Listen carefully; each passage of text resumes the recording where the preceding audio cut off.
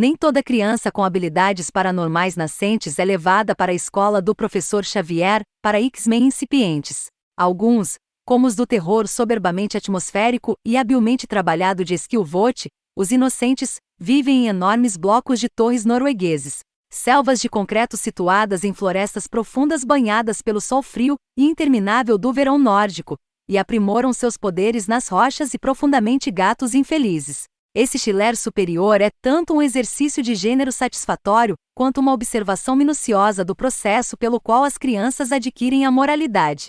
Seu aspecto mais marcante pode ser apenas a empatia que Vogt demonstra por suas estrelas de 7 a 11 anos, e as extraordinárias performances juvenis que a empatia traz. O primeiro vislumbre do sobrenatural é minúsculo. Pisque e você sentirá falta. Uma tampinha de garrafa, caída do punho de uma garotinha, cai torta, zigue-zagueando de onde ela está para pousar a poucos metros de distância. A garota é Ida, Raquel Lenora Futum, recém-chegada a este complexo de apartamentos, junto com seus pais, Ellen Dorrit Pedersen e Morten Svartveit, e a irmã mais velha autista Ana, Alva Brinsmo Randstad. E a amostra inofensiva de telecinese é cortesia de Ben, Son Ashraf, o garoto intimidado que Ida acabou de conhecer e fazer amizade, como as crianças fazem. O mundo solitário, misterioso e às vezes violento da infância é explorado com franqueza arrepiante e habilidade excepcional no filme de terror de arte do escritor-diretor Eskil Vogt, Os Inocentes.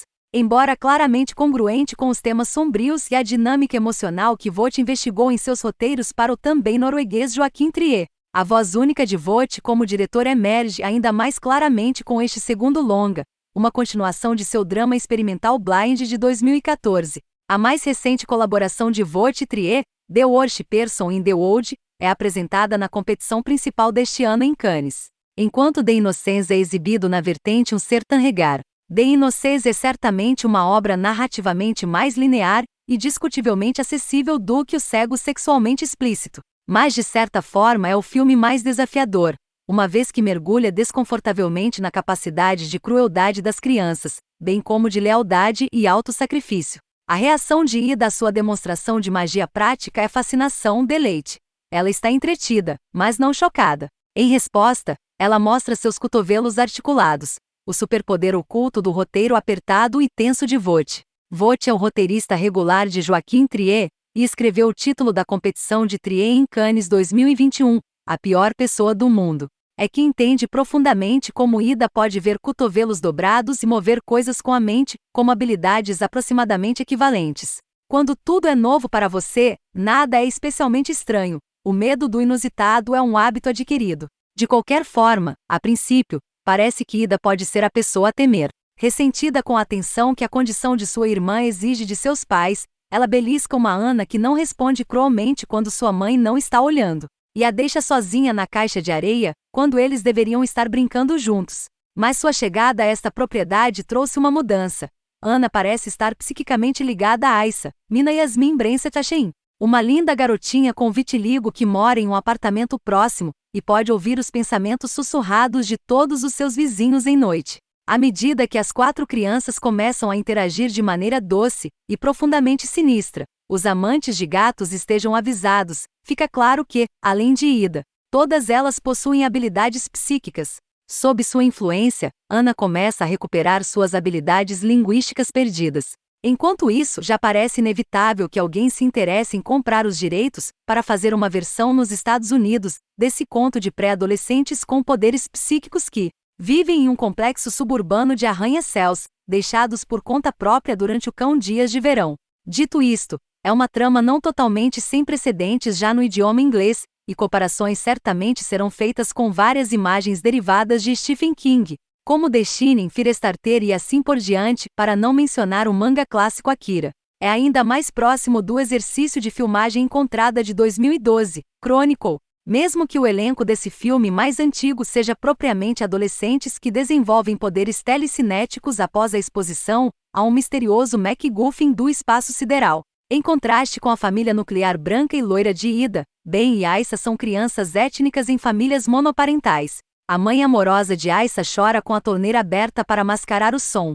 A mãe mais negligente de Ben o ignora principalmente, cozinhando cachorros quentes para o jantar e falando ao telefone. Mas, Em vez de fazer qualquer comentário social em particular, Vogt evoca um senso universal de infância da perspectiva da criança. Da maneira como as crianças sabem inatamente manter os segredos uns dos outros dos adultos em suas vidas, até a maneira como a fotografia de tons frios de Sturla Brandgren paira cerca de 1 metro do chão, na altura dos olhos da criança, mais negligenciado por sua mãe solteira, Liz e Tony, do que pelos outros 3 filhos. Ben tem um lado sombrio que primeiro se manifesta na crueldade com o simpático gato da vizinhança.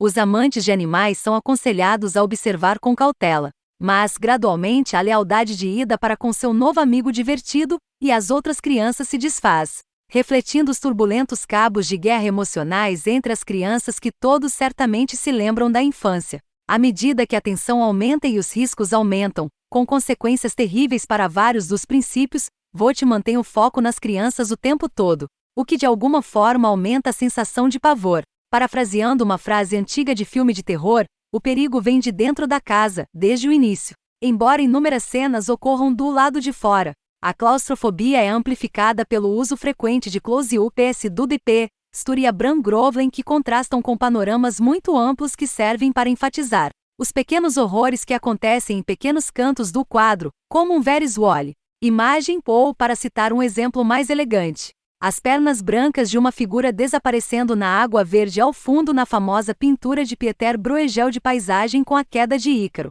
No famoso poema de W. H. Auden sobre a pintura, Muse des Beaux Arts, ele escreve sobre como o sofrimento acontece enquanto outra pessoa está comendo ou abrindo uma janela ou apenas andando embotada, e isso é literalmente o que acontece na aterrorizante cena do filme. Clímax, em plena luz do dia, com alguns espectadores observando de varandas distantes. A simplicidade dos efeitos visuais digitais lá, mas com muita moderação, adiciona um realismo a um drama que o torna ainda mais provável de assombrar a imaginação depois, como em Blind, a brilhante e espirituosa estreia de Vogt na direção, que também estrelou Pedersen, tão boa aqui em seu pequeno papel como a mãe de Ida e Anna. Há um ótimo uso de close-up de foco raso. Aqui, detalhes evocativos da infância são abundantes. Tiras de velcro nos tênis, uma unha cutucando uma crosta. Antes de irmos para um gráfico amplo dos edifícios brutalistas que de repente estão de cabeça para baixo. Essa disparidade de escala e orientação cria um forte senso de lugar, mantendo a geografia precisa misteriosa. Nunca sabemos qual escadaria fica ao lado de qual apartamento. Dentro deste mundo autocontido, uma espécie de perversão de um castelo de conto de fadas no meio de uma floresta, os espaços individuais são porosos, flutuando um no outro como as notas plangentes da partitura enervante de Pé se levanto, como as crianças falando através das paredes em a mente um do outro. É uma reviravolta inteligente focar em um garoto nesta pequena banda que não é capaz de ler mentes, ou possuir corpos, ou quebrar as pernas de valentões a 100 metros de distância. Em Ida, e particularmente no desempenho notavelmente seguro e autocontrolado de Futum, Vogt encontra um avatar perfeito para suas ideias provocativas, mas persuasivas, sobre a inocência, ou não, das crianças, mesmo com a escalada dos elementos de terror, e bem desenvolve um talento verdadeiramente perturbador para despachar seus inimigos da maneira mais psicologicamente ruinosa imaginável, os inocentes. Mantém sua conexão com o mundo real, como uma parábola sobre a linha tênue entre o bem e o mal na história, que essas crianças estão testando seu equilíbrio, como ao longo de uma beira estreita ou uma rachadura na calçada. Quem sabe que evento será o fatídico sopro de vento que os derruba para um lado ou para o outro?